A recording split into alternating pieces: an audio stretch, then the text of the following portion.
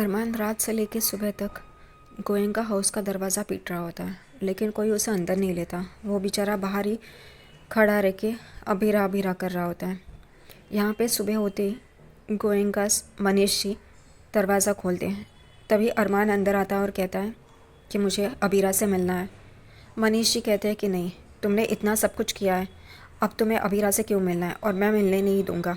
उतने में वहाँ पे बड़ी माँ और छोटी माँ भी आ जाती है और वो लोग भी अरमान से नाराज़ होते हैं। वो कहते हैं तुम अबीरा से मत मिलो, हम तुम्हें मिलने नहीं देंगे। लेकिन अरमान को अबीरा से मिलना ही होता है, इसलिए वो अंदर जाता है और उनसे कहता है कि मुझे कौन रोकेगा करके अबीरा से मिलने के लिए, वो मेरी पत्नी है। इस तरीके से वो अंदर आ रहा होता है। उतने में अबीर उसके सामने आ जाता है और कहता है मैं रोकूंगा। अरमान उसे कहता है तुम्हें तो अबीरा से या फिर इन लोगों से कोई वास्ता नहीं रखना था, इन लोग से संबंध नहीं रखना था, तो अब किस हक से रोकोगे तुम मुझे। यहाँ पे अरमान और अबीर की तू मैं होती है और अरमान अबीर को धक्का मार देता है और नीचे गिरा देता है और अबीरा की कमरे की तरफ भागता है। यहाँ पे मनीष जी, बड़ी माँ, छोटी माँ उसे अबीर को उठाते हैं और यहाँ पे अबीर अरमान करके चिल्लाता है और अरमान के पीछे कमरे में भागता है। यहाँ पे सब लोग कमरे में आते हैं और देखते हैं अबीरा उसकी जगह पे नहीं होती है, उस कमरे में नहीं होती है। सबको लगता है कि अबीरा सोई होगी, लेकिन वो उस कमरे में नहीं होती है, वहाँ से गायब होती है। अरमान उनसे पूछता है अबीरा कहाँ है। बड़ी माँ कहती है अभी अभी तो यहीं पे थी, इसी कमरे में थी। तो अरमान कहता है फिर गई कहाँ पे। सब लोग हैरान हो जाते हैं, चौंक जाते हैं कि अबीरा ऐसे हालत में अब यहाँ से कहाँ गई है करके।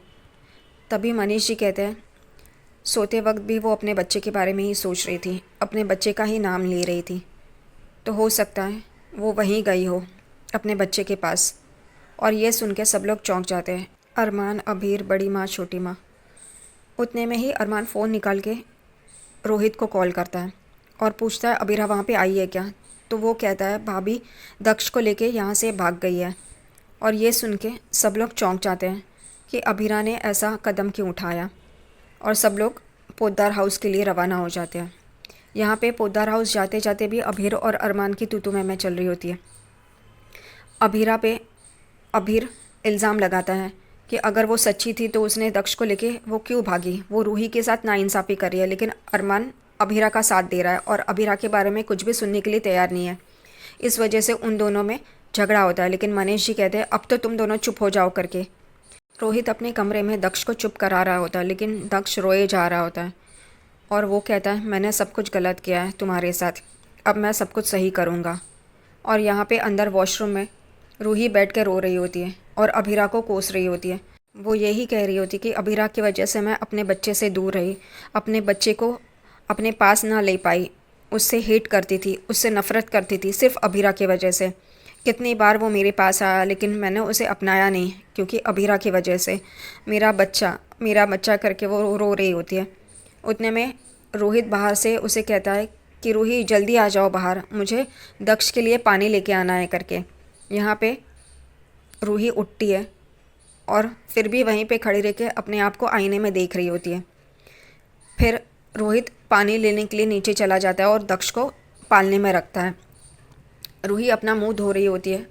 उतने में दक्ष के चुप होने की आवाज़ आती है उसे। ये सुन के रूही बहुत खुश हो जाती है और जल्दी जल्दी बाहर आने लगती है। और यहाँ पे रोहित भी पानी लेके कमरे में आता है और वो दोनों यही कह रहे होते हैं कि दक्ष चुप हो गया, दक्ष चुप हो गया करके। और पालने में देखते हैं तो दक्ष नहीं होता है और रूही कह रही होती है दक्ष कहाँ गया है। तो रोहित कहता है शायद रो रहा था इसलिए माँ या चाची सा उसे लेके गई होगी। और उतने में रूही की नज़र पड़ती है बाहर और वो देखती है कि अबीरा दक्ष को लेके बाहर जा रही है और वो चिल्लाती है अबीरा करके। और रोहित भी उस तरफ देखता है। रूही अबीरा के पीछे भाग रही होती है, अबीरा आगे आगे भाग रही होती है और रोहित रूही के पीछे पीछे भाग रहा होता है। अबीरा जल्दी जल्दी बाहर आती है और एक ऑटो में बैठ के दक्ष को लेके चली जाती है। यहाँ पे रूही बहुत ही गुस्से में होती है, वो अबीरा के नाम से बहुत ही चीखम चाखी कर रही होती है। ये सुन के सारे घर वाले भी बाहर आ जाते हैं गेट के यहाँ पे और पूछते हैं क्या हुआ करके। रूही को और क्या चाहिए, तमाशा क्रिएट करने के लिए तो उसे पहले ही चाहिए होता है। वो कहती है कि आप लोगों की चहेती अबीरा मेरे दक्ष को लेके भाग गई करके। सब लोग चौंक जाते हैं, सब लोगों को यही लगता है अबीरा ऐसे कैसे कर सकती है करके। यहाँ पे रूही तमाशा क्रिएट करती है कि अब बताइए अगर मेरा बच्चा नहीं मिला तो मैं अभीरा के खिलाफ एफआईआर दर्ज कराऊंगी, कंप्लेंट करूंगी, उसे जेल में डालूंगी। उतने में ही वहाँ पे अरमान, अभीर, मनीष जी, बड़ी माँ, छोटी माँ, सब लोग आ जाते हैं। सब लोग रूही को चुप कराने की कोशिश कर रहे होते हैं, लेकिन रूही चुप नहीं होती है। रूही अरमान का कॉलर पकड़ती है और कहती है, तुम्हारी अभीरा ने मेरा बेटे को किडनैप किया है, अब मैं उसे जेल भिजवाऊंगी। यहाँ पे अरमान उसे कह रहा होता है कि अभीरा अभी भी उस सदमे से बाहर नहीं आई है, उसे थोड़ा वक्त दो। लेकिन रूही थोड़ी ना सुनने वाली है। रूही चीखम चाकी शुरू कर देती है, सारे घर वालों को ताना मारना शुरू कर देती है और बोलती है, देखो आपकी चहेती अभीरा ने क्या किया। और यहाँ पे वो माधव को कहती है कि पापा इसके खिलाफ, अभीरा के खिलाफ कंप्लेंट दर्ज कराइए, एफआईआर दर्ज कराइए। वो देखते रहते हैं क्या करना है और क्या नहीं। यहाँ पे विद्या, दादी सा एकदम से चौंक जाते हैं ये रूही का रूप देख के। वो भी गलत ठहराते हैं रूही को कि ऐसा ना करे, लेकिन रूही थोड़ी ना सुनने वाली है। यहाँ पे रोहित फिर भी चुप ही रहता है। रोहित को कुछ भी नहीं लगता कि अभीरा और अरमान की ज़िंदगी बर्बाद हो रही है और ख़ुद अपने ही हाथों अपने बच्चे की ज़िंदगी ख़राब कर दी है अभी के लिए, अगर वो उसका बच्चा है तो।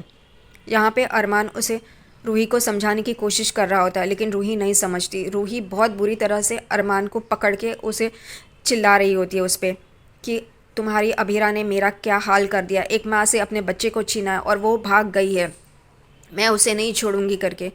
फिर यहाँ पे माधव जी कहते हैं, मैं ऑनलाइन एफआईआर दर्ज करवाता हूँ। ये सुन के सब लोग चौंक जाते हैं। विद्या, दादी साहब, मनीषा, सब लोग चौंक जाते हैं और गोयंकास भी। यहाँ पे अरमान माधव से कहता है, आप ऐसा मत कीजिए पापा, अभीरा के बारे में तो सोचिए। लेकिन माधव कहते हैं, इस माँ के बारे में तो सोचो, इसका बच्चा अभीरा लेके चली गई है करके। और यहाँ पे अरमान माधव से रिक्वेस्ट कर रहा होता है कि ऐसा मत करो करके। यहाँ पे माधव कहते हैं, अगर मैं ऑनलाइन एफआईआर करूँगा तो सब लोग उसे ढूंढने लग जाएंगे। अरमान कहता है, मुझे पता है वो कहाँ गई होगी, वो वहीं गई होगी जहाँ पे उसका घर है, मसूरी। और सब लोग चौंक जाते हैं। रूही तो और ज़्यादा तमाशा क्रिएट करती है, कहती है, अब मैं नहीं छोड़ूंगी उसे, उसकी माँ भी वैसी ही थी और वो भी वैसी। और वो जा रही होती है, उतने में रोहित और बाकी सब उसे रोक लेते हैं और कहते हैं कि हम लोग उसे ढूंढेंगे करके। इस वजह से अरमान, माधव, कृष और मनोज चाचा सा सब लोग जाते हैं अभीरा को ढूंढने के लिए। मासा माधव को कहती है जाते जाते कि पोद्दार ख़ानदान का नाम नहीं आना चाहिए, वो नाम बदनाम नहीं होना चाहिए, इतना देखो। और माधव कहता है, हाँ मासा, और वहाँ से चला जाता है। लेकिन इस बात का फ़ायदा संजय फूफासा उठाते हैं। वो ये बता देते हैं कि पोद्दार ख़ानदान की बड़ी बहू छोटी बहू का बच्चा लेके भाग गई है और ये सारे मीडिया में आ जाता है। यहाँ पे माधव, अरमान, कृष और मनोज चाचा सा ये सब लोग अभीरा को ढूंढ रहे होते हैं। अभीरा यहाँ पे ऑटो से बस स्टैंड पहुँच जाती है मसूरी के। यहाँ पे वो एक भैया से गर्म पानी मांगती है, क्योंकि वो वैसे ही निकली होती है दक्ष को लेके, इसलिए कुछ सामान भी उसके साथ नहीं होता है। वो बोतल में गर्म पानी भरने के लिए कहती है अपने बच्चे के लिए, और वो भैया गर्म पानी दे देते हैं। फिर अभीरा कहती है, मैं इतने जल्दी में आई हूँ कि तुम्हारे लिए कपड़े, खिलौने कुछ भी लेके नहीं आई हूँ। तो वो आसपास देखती है तो कपड़े वाले और खिलौने वाले दिखाई देते हैं, तो वो वहाँ से कपड़े और खिलौने ले लेती है और बस की लाइन में खड़ी हो जाती है। यहाँ पे अरमान, कृष, मनोज चाचा सा और माधव सब लोग ढूंढ रहे होते हैं। माधव कहते हैं अरमान को कि मैंने एयरपोर्ट और रेलवे स्टेशन पे चेक किया, लेकिन वहाँ पे अभीरा नहीं है, तो यहीं पे कहीं होगी करके। यहाँ पे मनोज चाचा सा, कृष भी आते हैं और कहते हैं, हम लोग ने आसपास की बसेस में देख लिया, लेकिन अभीरा भाभी कहीं नहीं है। यहाँ पे अरमान को एक बलून दिखता है, एक लाइन में खड़े रहते हैं और बलून दिखता है। अरमान को ये एहसास होता है कि शायद वो अभीरा और दक्ष होंगे करके। यहाँ पे मनोज चाचा सा घर चले जाते हैं। रूही घर पे अभीरा को कोस रही होती है। मनीष जी उसे चुप रहने के लिए कह रहे होते हैं, इतना अभीरा को मत कोस कह रहे होते हैं, लेकिन वो रुकती नहीं है और उनके साथ अभीर भी रहता है।